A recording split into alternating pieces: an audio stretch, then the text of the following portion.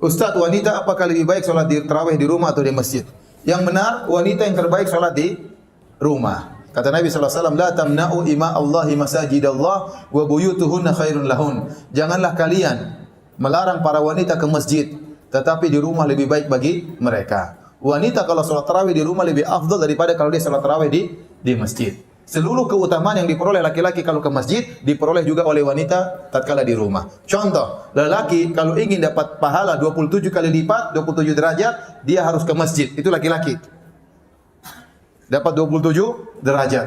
Tapi kalau wanita, dia ke masjid, dia juga dapat 27 derajat. Ternyata di rumah lebih baik. Berarti kalau dia di rumah, dia juga dapat 27 derajat. Dan ini bentuk keringanan dan pemuliaan yang Allah berikan kepada para wanita. Lelaki kalau ingin 27 derajat harus ke masjid.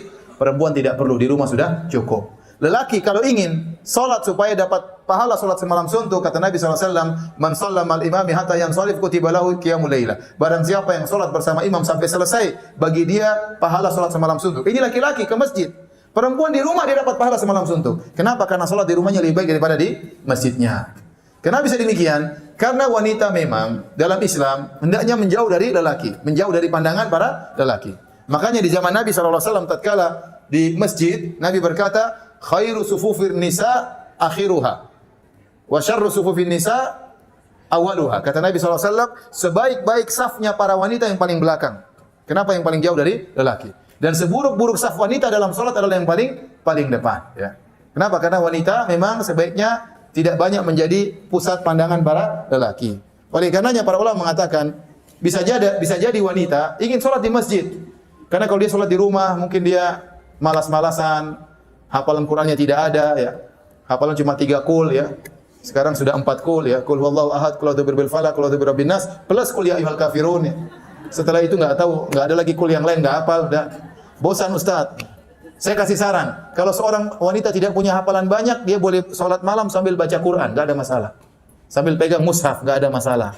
Ini diperbolehkan oleh para ulama. Ustaz, tetap saja saya jadi malas, ngantuk aja kalau sholat di rumah. Ya udah ke masjid, enggak apa-apa.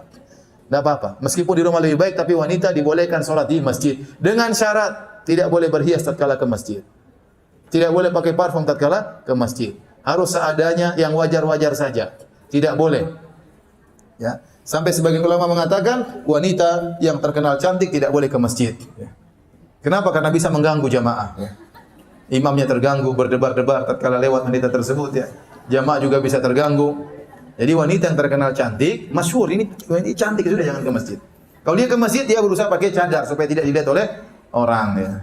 Kalau yang pas-pasan wajahnya terserah, boleh.